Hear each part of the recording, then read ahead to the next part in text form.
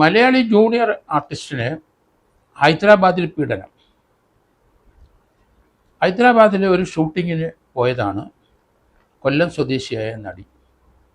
2021 ഓഗസ്റ്റിൽ 8 ഹൈദരാബാദിലെ ഒരു സിനിമയുടെ ഷൂട്ടിങ്ങിൽ നടിയെ ക്ഷണിക്കുന്നത്.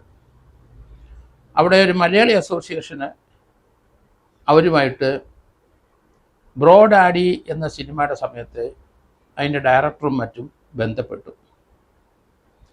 ഒരു വിവാഹ സദ്യയുണ്ട്, വിവാഹമുണ്ട്, അതിന് കുറച്ച് നടന്മാരെ ആവശ്യമുണ്ട്. അങ്ങനെ മലയാളി അസോസിയേഷനിലെ ആൾക്കാർ ഇതുമായിട്ട് ബന്ധപ്പെട്ടപ്പം മലയാളികളെ അവിടെ ആ വിവാഹ പന്തലിൽ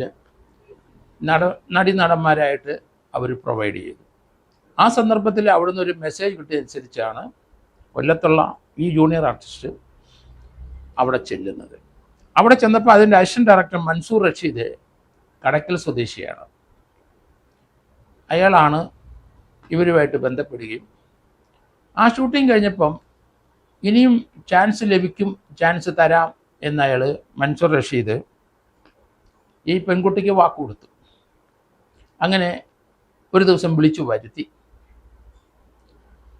വരുത്തിയപ്പം ഇവർ സ്വന്തം ചെലവിലാണ് അവിടെ ചെന്നത്. അയാൾ പറഞ്ഞ ഹോട്ടലിൽ തന്നെ മുറിയെടുത്തു.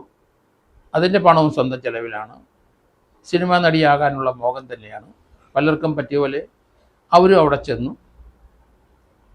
മൻസൂർ അലി എന്ന അസിസ്റ്റന്റ് ഡയറക്ടർ ഇവരുടെ മുറിയിൽ വന്നു. അയാളുടെ കയ്യിലിരുന്ന കൊക്കക്കോള കൊടുത്തു. അത് ഇവർ കുടിച്ചു. പിന്നെ ഒന്നും ഓർമ്മയില്ല. അവർ അബോധാവസ്ഥയിലേക്ക് പോയി. അബോധാവസ്ഥയിലായിരുന്ന സന്ദർഭത്തിൽ അവരെ ഇയാൾ പീഡിപ്പിച്ചു.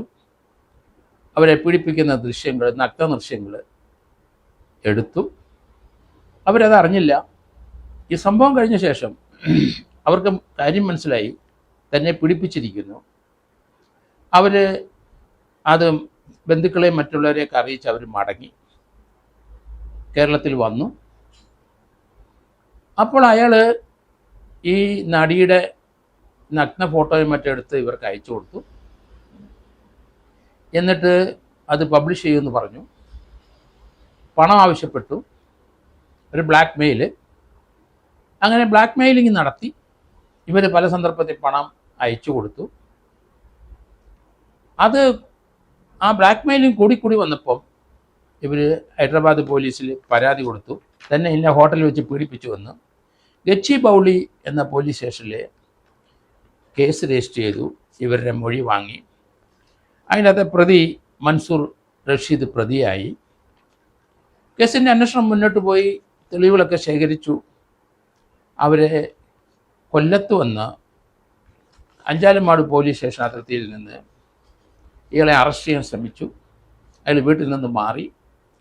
അവിടുത്തെ CPMൻ്റെ പ്രാദേശിക നേതാക്കന്മാരുടെ പ്രൊട്ടക്ഷനിലേക്ക് മാറി. ഹൈദരാബാദിലെ ഗച്ചിബൗളി പോലീസ് സ്റ്റേഷൻ ഉദ്യോഗസ്ഥർ പിൻവാങ്ങി. ഇവിടെ നിന്ന് അറസ്റ്റ് ചെയ്യാൻ കഴിയില്ല.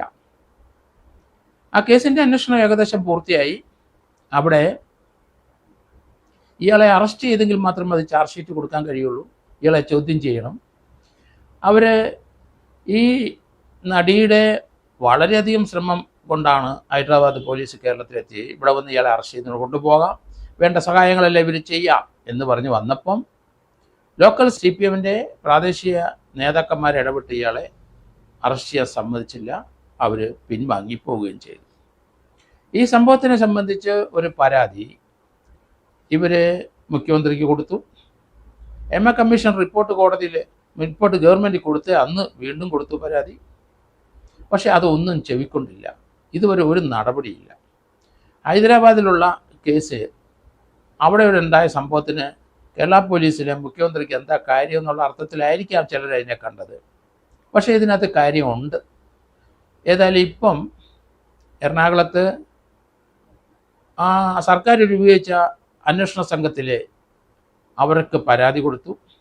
അവിടുത്തെ വനിതാ SP ഹൈദരാബാദ് പോലീസുമായിട്ട് ബന്ധപ്പെട്ടു. അങ്ങനെ ഒരു കേസ് രജിസ്റ്റർ ചെയ്തിട്ടുണ്ട്. അതിൻ്റെ വിവരങ്ങളൊക്കെ ആരാഞ്ഞു. ഈ ജൂനിയർ ആർട്ടിസ്റ്റിൻ്റെ കേസിൽ പ്രതിയെ അറസ്റ്റ് ചെയ്തിട്ടില്ല. അതിലേക്ക് നടപടി വേണം, അവർ സഹായിക്കണമെന്ന് ഗച്ചിബൗളി പോലീസ് സ്റ്റേഷനിൽ ഇവരെ അറിയിച്ചു. ഇത് കേരളത്തിലേക്ക് ആ കേസ് ഇങ്ങോട്ട് ട്രാൻസ്ഫർ ചെയ്യുന്നതായിരിക്കും ഉചിതം. കാരണം ആ സംഭവം നടന്നത് അവിടെ ആണെങ്കിലും കേരളത്തിൽ നിന്ന് കൊല്ലത്തുനിന്ന് വിളിച്ചു വരുത്തുകയാണ് ചെയ്തത്. അസിസ്റ്റന്റ് ഡയറക്ടർ ഇവരെ വിളിച്ചു വരുത്തിയിട്ട് അവിടെ വെച്ച് പീഡിപ്പിച്ചു. അപ്പോൾ അതൊരു കണ്ടിന്യൂയിങ് ഒഫൻസാണ്. ഇവിടുന്ന് ആളെ അങ്ങോട്ട് ക്ഷണിച്ചു, അവിടെ കൊണ്ടുപോയി പീഡിപ്പിച്ചു, അവരെ ഭീഷണിപ്പെടുത്തിയിട്ട് മടക്കി അയച്ചു. അതിനുശേഷം അവരുടെ പണം ആവശ്യപ്പെട്ടു. അവരെ നേക്കഡ് ഫോട്ടോ അല്ലെങ്കിൽ പ്രസിദ്ധീകരിക്കുമെന്ന് പറഞ്ഞു. അപ്പം ഇവിടെ നിന്ന് പൈസ അയച്ചു കൊടുത്തു. 2-3 പ്രാവശ്യം മാനം ഓർത്ത് അവർ പണം അയച്ചു കൊടുത്തു. പക്ഷേ വീണ്ടും പണം ചോദിച്ചപ്പോൾ ഇതിന് മറ്റു മാർഗങ്ങളൊന്നുമില്ല. ഗത്യന്തരമില്ലാതെ അവർ പോലീസ് സ്റ്റേഷനിൽ പരാതി ഇടുന്നു. ഇയാൾ പ്രതിയായി, അയാളിപ്പോൾ ഒളിവിലായി. എന്തായാലും ഇവിടുന്ന് ഈ അന്വേഷണ ടീമെ ഹേമ കമ്മീഷൻ്റെ അടിസ്ഥാനത്തിലുള്ള അന്വേഷണ ടീമിൽ SP അവിടെ വിളിച്ചു വിവരങ്ങൾ തിരക്കിയെന്ന് പറഞ്ഞപ്പോൾ സന്തോഷം തോന്നി.